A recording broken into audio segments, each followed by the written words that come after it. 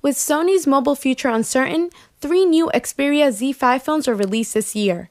A compact version, which is more affordable, smaller, and made with more plastic pieces. A premium model, which is pretty pricey, a little more showy, and pushes the envelope a little. But right in the middle, we have the standard Sony Xperia Z5. Hello everybody, I'm Crystal, and Gary Sims did a great review on the Xperia Z5 Compact a couple weeks ago, so make sure you go check that out too to see the differences between these two devices. But for now, let's take a closer look at the Sony Xperia Z5.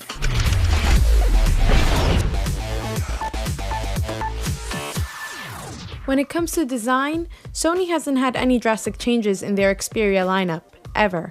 But that might not be too much of a bad thing for some people. The Z5 is very square like the other Xperia phones. The corners are ever so slightly rounded, but nowhere near as much as other phones. I always thought the LG G4 looked very rectangular, but it's nothing compared to the Z5's design. It's definitely not my favorite smartphone when it comes to design, but I do think it has a sense of luxury and elegantness to it, more so than other smartphones on the market right now. Around the Z5, we have a smooth metal frame with frosted glass on the back of the phone. It looks really beautiful and feels really good too, but the glass does make it a little slippery, especially since it's a frosted back, and that gives it more of a matte feel to it. It's not too thick, although thicker than the Z3 Plus at 7.3mm all around, and it's pretty light even though it may not look it at 154 grams. We have the Sony logo and the Xperia logo on the back, along with an NFC icon, which is a little weird. Although NFC is important, it's not like some huge standout feature or anything. But who cares, I guess. On the top left, we have our 23 megapixel camera with its LED flash underneath. The front of the phone sports a 5.2-inch HD screen with some decently sized bezels on the top and the bottom. And above it is a front-facing camera and a little notification light that by default is white, but you have the freedom to change. Now if you look a little more closely at the front of the Z5, you'll notice these front-facing stereo speakers on the top and bottom, almost hidden to keep the front of the phone looking very clean. They sound good too. They're not very loud, however, and they are definitely better speakers on phones, but the front-facing speakers found here on the Z5 are better than any speaker found on the bottom or back of any other phone. On the right side of the phone, we're greeted with a lot of buttons that Xperia users have been familiar with. The power button is on top and placed almost near the middle, and this year, Sony designed the power button to be flush with this border, so you have to kind of push it into the phone to activate it. It does have a nice squishy click to it, but it can be a little hard to initiate that click with it being so flush with the side. The power button does double this time though, as a fingerprint scanner. It's a pretty small area for a fingerprint scanner, but it does a pretty good job at reading your print.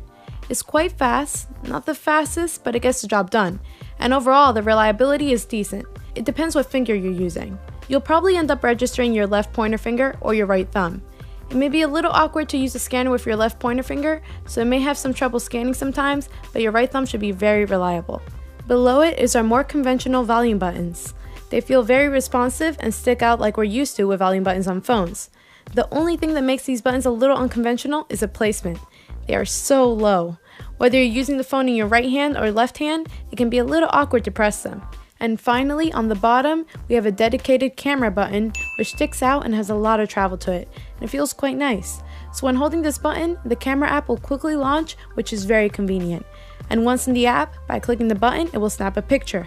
This button is really only practical when taking pictures in landscape, as it feels almost like you're snapping a picture with a DSLR or something. The bottom is home to our micro USB charging port and what looks like a keychain hook. The left side is where we can access our SIM card and yes, also our micro SD card. The problem is, it's really hard to access them. First, you have to use your nail to undo the flap, and then continue using your nail to pull out the thin plastic housing.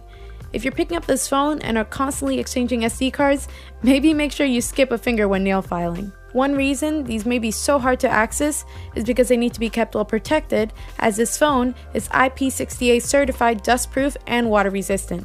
The Xperia Z5 is sporting a 5.2-inch IPS screen at a 1080 by 1920 resolution. It's a pretty nice screen too, and in terms of colors, it's fantastic. Colors are very vibrant and whites are very white, maybe leaning a little towards the warm side, but they still look very nice. If you want a more saturated image, you can easily do so within settings. The screen gets pretty bright too. You may have trouble seeing it in direct sunlight at times, but it can get brighter than a good amount of phones out right now. Apart from colors though, the HD screen is not quite as beautiful as a lot of other 1080 by 1920 phone displays. It almost appears to be a slight step back from the Z3 Plus. It seems like there's a very slight haze over everything in a way. Coming from the OnePlus 2, that has an even lower pixel density than the Z5 definitely is weaker in terms of screens. When triggering fast animations like the pull-down notification menu, text and icons seem to have a subtle ghost effect to them, more so than other HD phones. All that being said, the display is definitely not bad and outperforms a lot of displays when it comes to color representation, but in the other areas, it falls behind. Sony stuck with the Snapdragon 810 processor on the Xperia Z5, along with the 3 gigs of RAM. With this phone being 10 grams thicker than its predecessor, you would think Sony would be able to put a bigger battery in the Z5, but it's actually 30 mAh smaller than the Z3 Plus at 2,900 mAh. Really, 30 mAh isn't much of a difference, as we'll find out later. So does the A10 processor make the phone hot? Well, when I first got the phone and installed on my 40-something apps I use at once, yeah, it got hot. But from what I could tell, just as hot as it did on my LG G4, Note 5, and OnePlus 2 when doing the same thing. In normal use though, I never noticed the phone getting the slightest bit hot. But when doing more CPU intensive stuff like gaming, the Z5 did get noticeably hot. Once again, no more than any other phone I've used. Maybe technically it does overheat a bit more than other processors, but I wasn't able to notice it by just feeling. Gary Sims tested this more in depth in his Z5 compact review on this channel. And pretty much for an app to stop working due to overheating, you have to really be doing something crazy, like shooting 4K video for over 20 minutes. The great thing about Sony Xperia phones is their software. The Xperia Z5 is running Android Lollipop 5.1.1, and it actually looks close to stock Android. There are a lot of additions Sony added to their software, however, but not too much to make stock Android designs unrecognizable. For example, you can change the clock style on the lock screen to some different options, and you can rearrange the icons or even hide some in the notification pull-down. And the freedom to decide which icons are shown on the status bar is also present with the Z5 software. So you can hide the battery percentage or time, kind of like what you're capable of doing with Android Marshmallow. Themes are also available that include live wallpapers that move depending on where you touch. My favorite is the Xperia theme that will slowly change color depending on how often you use the phone. The important thing is, everything runs very smoothly. When you first turn on the phone after powering off, there will be a bit of a lag for a couple of minutes, but after that you shouldn't notice any stutters or crashes. By default, the app opening and closing animations are bumped up to make the overall experience feel very snappy.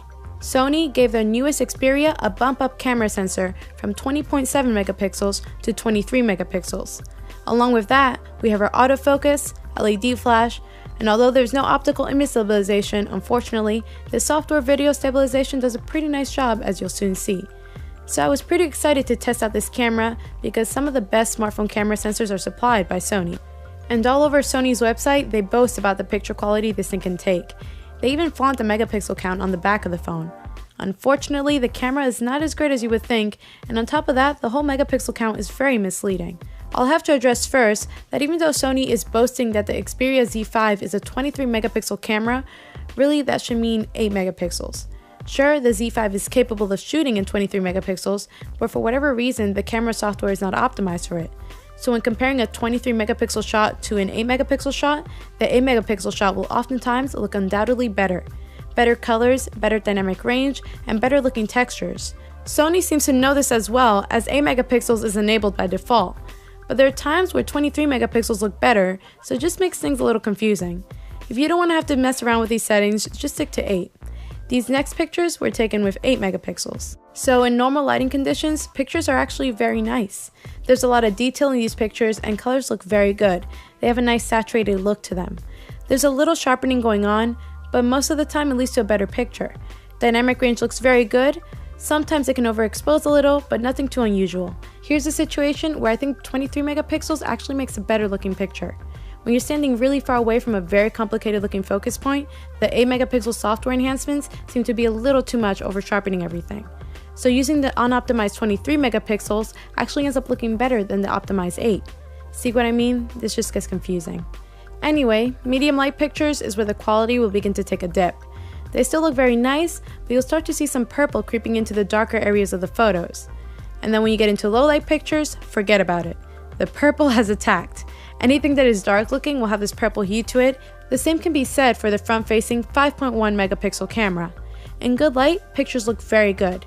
Nice details and it exposes perfectly. In medium light, selfies are still great. Even in low light, selfies look pretty good. Details are lost and photos can be a bit grainy, but the colors are better than the rear facing in low light, it seems. To get that purple hue in selfies, you have to go to extreme low light. Video looks very good on the Z5. Everything seems exposed correctly, and even though there's no optical image stabilization, the software makes up for it and creates a pretty smooth image. I was pleasantly surprised. Like I said before, 4K is available too, although when shooting for long periods of time, the phone may overheat. There's also tons of camera features and effects like AR effects, multi-camera, face-in-picture, and more. Like I said, the battery is ever so slightly smaller at 2,900 mAh, but it doesn't seem to affect the battery life. The Z5 should last you an entire day, especially if you use the many battery saving modes that Sony packed into the software, like Stamina Mode and Ultra Stamina Mode. Without using any battery saving modes, I was able to get at least 4.5 to 5 hours of screen on time with the Xperia Z5. And that's with spending lots of time browsing the web, sending lots of texts, and taking some pictures throughout the day. It's a very reliable battery, and with Quick Charge 2.0, you can charge very fast. So is the Sony Xperia Z5 worth picking up over its predecessor, the Z3 Plus? Well, there's not really much new here. There's a fingerprint scanner that works very well. There's a new and bigger camera sensor, but it doesn't really make much of a difference. And the internals are pretty identical. I don't think it's worth upgrading if you already own the Z3 Plus. If having a fantastic camera isn't too much of a concern for you, and you're looking for a reliable, elegant looking phone with enhanced stock Android software, the Sony Xperia Z5 could be a good choice, if you don't mind its price tag, of course. Well, thanks for watching my review, everybody. I hope you enjoyed it, and comment below letting me know what you think of the Sony Xperia Z5. Also, make sure you check out these other cool videos on the side here, and if you want the Android Authority app, make sure you click up here on the Google Play Store link. And last but not least, head on over to AndroidAuthority.com for more full coverage, as we are your source for all things Android.